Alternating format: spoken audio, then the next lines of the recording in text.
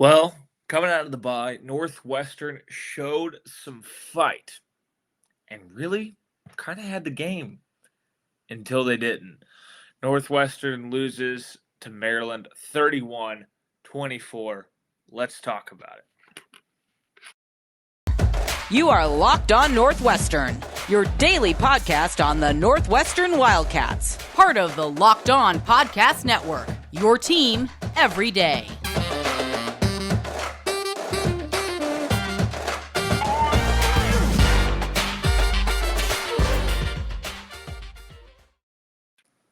Welcome in. This is Locked On Northwestern, part of the Locked On Podcast Network.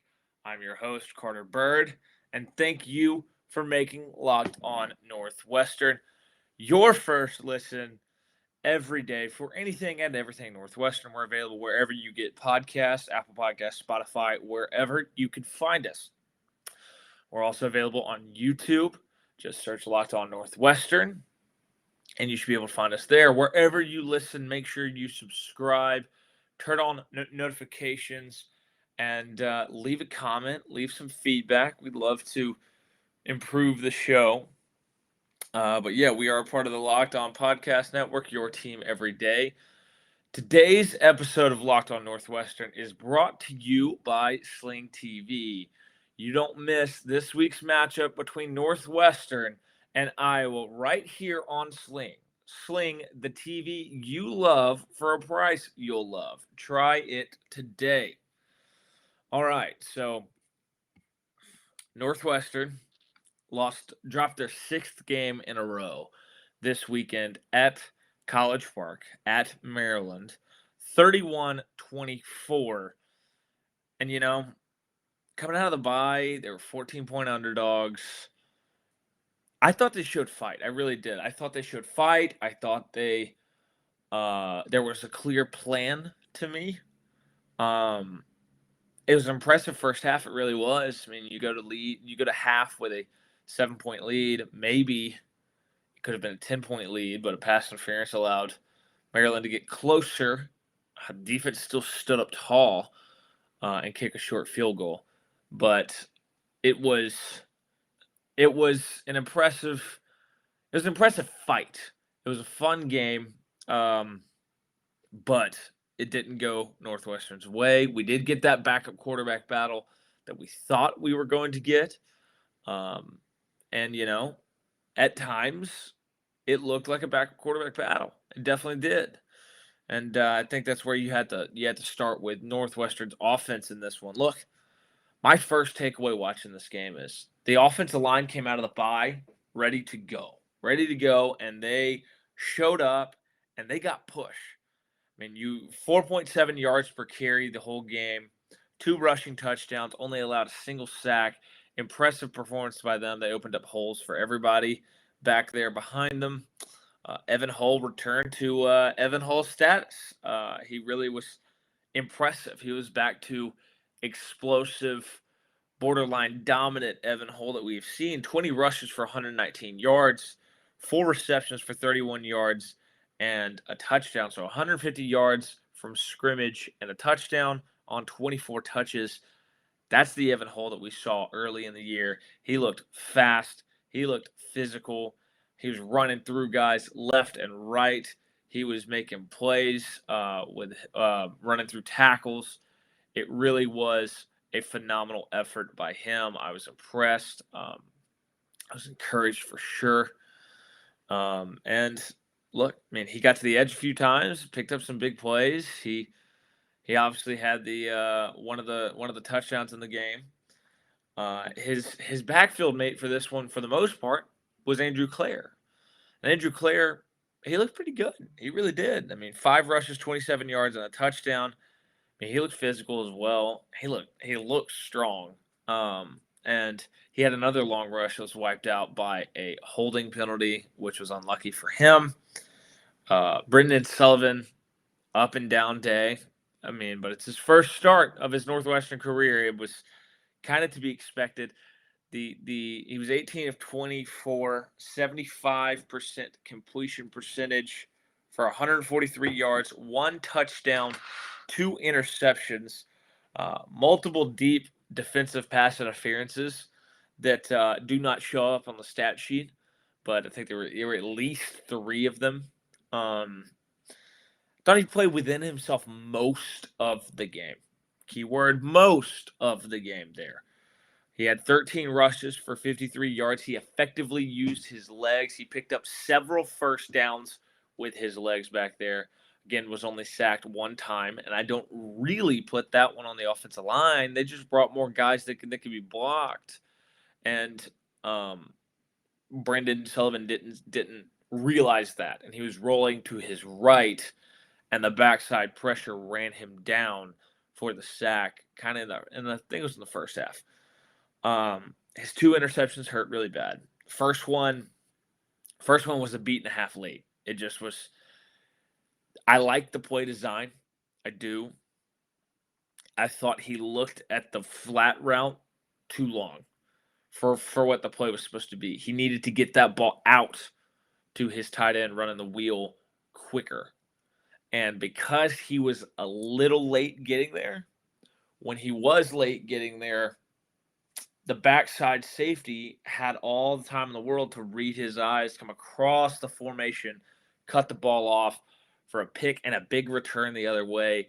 It killed Northwestern's momentum in the second half because they had the ball. They were driving up 7, chance to go put up another 7, go up 14. And with Billy Edwards Jr. on the other side, a guy who, and a Maryland team that, with the personnel they had out there with Billy Edwards and Roman Himby, they wanted to run the football.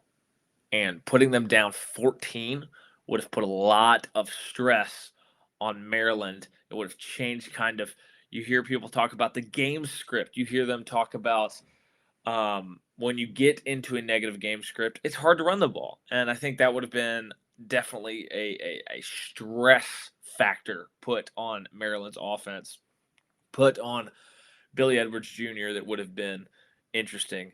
But that pick hurt big time. Momentum killer. The ball, if he gets the ball out quick, it's a big completion, and you're talking about a drive way down the field and maybe more points. Second interception at the end of the game, trying to score a touchdown trying to put together a drive to score a touchdown to tie the game and potentially either send it into OT or you go for 2 and try to win the game right there. Look, it was a bad decision. He was trying to do way too much with that ball. He tried to throw a deep ball to Malik Washington, and there was a corner, safety over the top, double coverage. And, I mean, safety just makes an over-the-shoulder catch like the pass was thrown to him. Just was not the right call. It was not the right decision. Game wasn't officially over there. Defense had a chance to get a stop. We'll talk about that later. But that did kill the comeback and essentially ended the game. Malik Washington was solid. He was 6 for 72. He did catch a big 46-yard ball up the right sideline. I thought he was fine. Evan Hall was good. Donnie Navarro caught 4 passes for 18 yards. Nobody else was really super involved. Marshall Lang, 2 for 17. Jensen Hooper-Price caught 1 ball. That may have been Jacob Gill. I think the stat book is wrong on that. I think Jacob Gill caught a ball for a few yards on a screenplay that was like completely blown up because Northwestern which is kind of a story as well. Receivers have not blocked well on the edge this year, and the play gets blown up, and he just kind of figures out a way to pick up a few yards. But yeah, I mean, I don't think the offense was the issue here. I think they were plenty good besides the turnovers. I thought, given the fact that you had a quarterback in his first start, they ran the ball effectively. If Brendan Sullivan opens up the run game, I think that'll be a lot of fun going forward, and that should open up things for Evan Hall. But yeah, I mean, the offense was fine. The turnovers, but the interceptions by Brendan Sullivan absolutely killed you, and it was tough. It was tough. But, I mean, all you can do is try to correct that moving forward for a young guy making his first start. But how did the defense do? That's the other question here. And so in just a second, we're going to take a look at that. But first, we're going to talk about our friends at Nissan. Our partners at Nissan have worked with us to create a new segment across the Locked On College Network titled Thrilling Moments, where we highlight the most exciting play or performances from this weekend's Northwestern game. This week's thrilling moment from the Northwestern game is definitely, you have to do Evan Hull's entire performance, just because it was exciting to see him back to the explosive guy that we saw at the beginning of the year. He was 20 rushes, 119 yards on the ground, and a receiving touchdown to go along with, I think, 31 other yards in the air.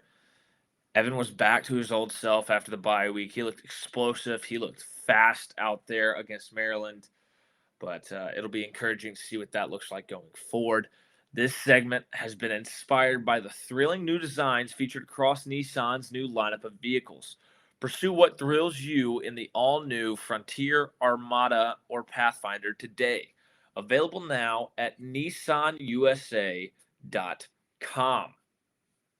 All right, let's talk about this defense. Well, first, this segment is brought to you by Locked On Sports Today. And we want to thank you for making Locked On Northwestern your first listen today. For your second listen today, check out Locked On Sports Today.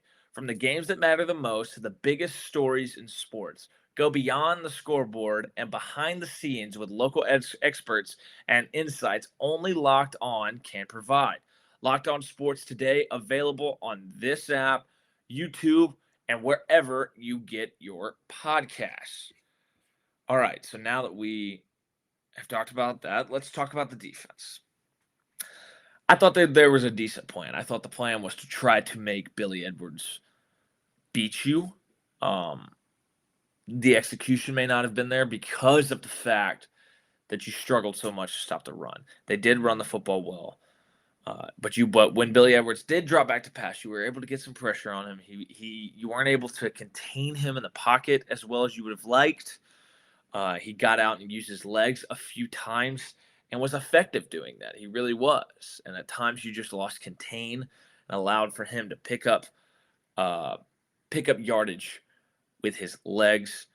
Himby ran wild in this game. He was 24 rushes, 179 yards, 3 touchdowns, had 2 receptions for 14 yards. Look, he was strong. He was fast. He was physical, and he sure was explosive. Because, I mean, your offense goes down, ties the game with a big touchdown. After you get a heck of a stop. You have Maryland driving. They get down to 2nd and 1 at the 9. Snap through the hands of Billy Edwards. You tackle him for about a 10-yard loss. Then the next play on 3rd and long, you have a sack, back them up, they miss a field goal. Momentum's going your way. Your offense goes right down the field, scores a touchdown, ties the game. All the momentum is on your side. And you misfit a run, and Himby goes 75 yards for a touchdown the next play. And it was the just gut punch of all gut punches there. All the wind out of the sails. You kind of had the game going in your favor early. The interception by Brendan Sullivan kind of knocked the wind out of your sails.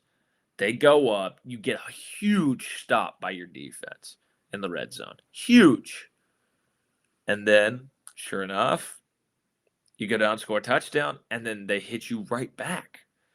You just couldn't keep them off the board. You couldn't limit the explosive plays. There were too many. I think there were 4 plays of 28 or more yards allowed by this Northwestern defense.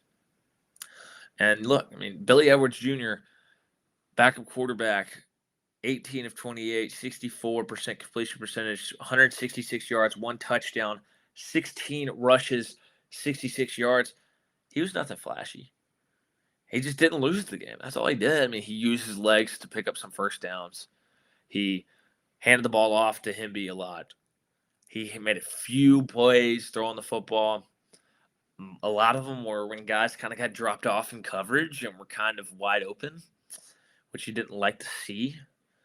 Raheem Jarrett was effective, 8 receptions, 82 yards, and a touchdown. Just too many explosive plays, though. Too many explosive plays. It's hard to overcome these explosive plays, especially when your offense has one explosive play of longer than 25 yards and you're allowing 4, especially when one of them's a 75-yard touchdown and the exact spot where you can't have that happen. Look, I mean, you got some impressive stops. You did. Before half, they were down there in the red zone forever, and they got a DPI that extended the drive, and you still forced a field goal. That you should feel good about that. But you come back to like just a few drives, you need to make a play. You can't do it. You can't do it. And look, Bryce Gallagher had 1,000 tackles in this game, 16 tackles, 1.5 sacks, 2.5 tackles for loss. You got more you got 4 sacks in this game. 4 sacks. You had 8 tackles for loss. You were forcing negative plays. You're putting them behind the sticks sometimes. You played well enough to win the game. A couple turnovers allow them to score 7 points off turnovers. And then you allow that one big explosive play, and the whole narrative of the game shifted. The whole narrative of the game. Instead, it becomes you got run on the whole game. You got dominated up front. It kind of becomes what the narrative is. And it's upsetting. You didn't force any turnovers when you needed to, so you're -2 in the turnover battle. It just wasn't. There were signs of life. There were, and you fought hard on defense. You just didn't do enough. You didn't tackle as well as you needed to. The second level still looks slow at times, and that's what allows Hemby to get to when there is a slight misfit. Allows him to get to that third level quickly because he's running right through the second level, and the second level doesn't have the speed to catch up to him. And I mean, a disappointing performance from that aspect. You have 423 yards. Thought you contained him pretty well in the first half. It's like 170-ish yards in the first half, maybe 179. And at times, second half, you did contain them well again. And then the dam broke late. And it's a gut punch that let's see if this Northwestern defense can bounce back. The good news is the next offense you see might be the worst in America. So there's that.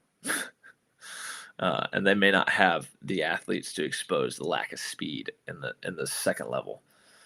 But yeah, it was tough. Too many explosive plays, didn't force any turnovers, squandered a great opportunity on the defensive side of the ball. That's kind of the story of it. But what are my final takeaways?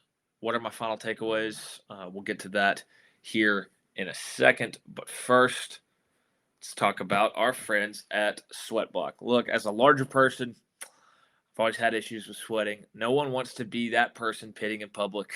It becomes something that you worry about every time you leave the house. Thankfully, I found Sweatblock, and I no longer have that issue. The anxiety surrounding leaving the house and having to worry about that.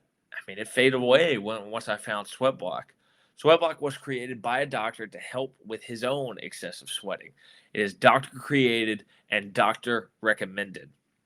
If you or someone you love is experiencing embarrassing sweat or odor, try Sweatblock. Save 20% with promo code LOCKEDON at sweatblock.com. Also available on Amazon.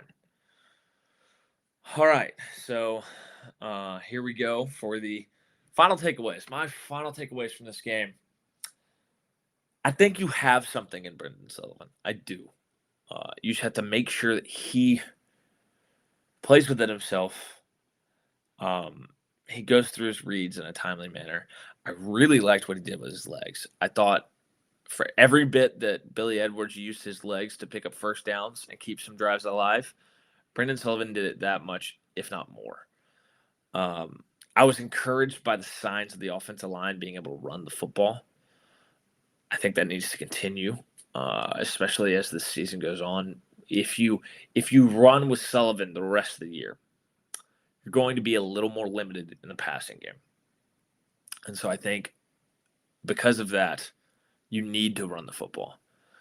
I thought Northwestern was good enough to win this game in College Park. I really did. When I was watching it, there were large stretches of the game where I thought Northwestern was the better team on the field. Part of that is because Talia was not out there. But I thought Northwestern had a really good plan, and I was really impressed with their fight. I really was. It came down to, in a few big moments, executing. And I don't think Northwestern was able to do that for the full 60 minutes, and you saw it come back and bite. It's disappointing, but too many explosive plays, turnovers and explosive plays.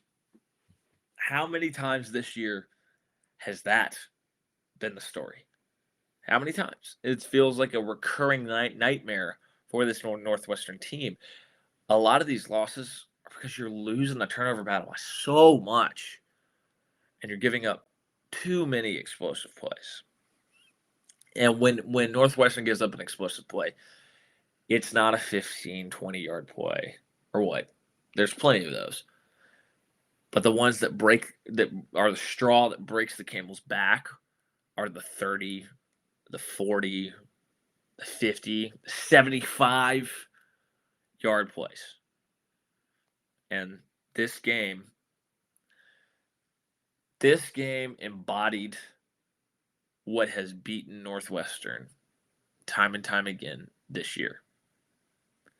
You have two back-breaking interceptions that you threw. One killed all the momentum when you're up by 7, driving to go put the game to put yourself up 2 scores. And they go right down the field the other way, score a touchdown, tie up the game, and then a few drives later, they score again, and you're down 7. But you find a way to fight back, and that's the thing I respect about this Northwestern team is there is no quit in this team. This team has come back from deficits so many times this year and made games either compelling at the end or tied it up. Heck, they beat Nebraska coming back. Well, you came back, you tied the game. Feeling good again, feeling good. Momentum's back on your side. Explosive play touchdown.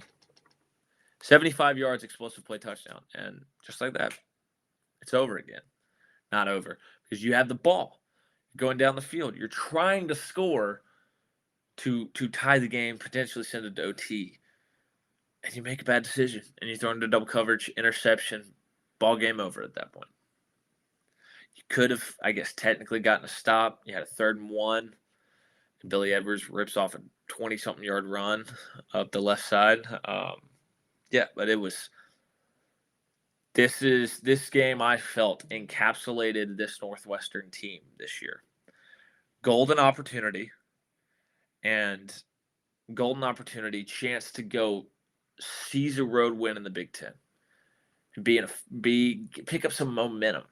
Before the year, I cited the Maryland game as my second inflection point game that could boost this season. You had a backup quarterback in for the other team, and then turnovers, explosive plays kill you, and you drop another one. You drop 6 in a row now. And story of the season. And that's probably going to do it for today's episode. Thank you all for listening. This Northwestern falls at Maryland 31-24. Thank you for making Locked On Northwestern your first listen every day.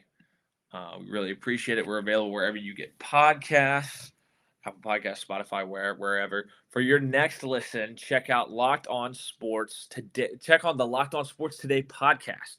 The biggest stories of the day, plus instant reactions, big game recaps, and the take of the day. Available on the Odyssey app, YouTube, and wherever you get your podcasts.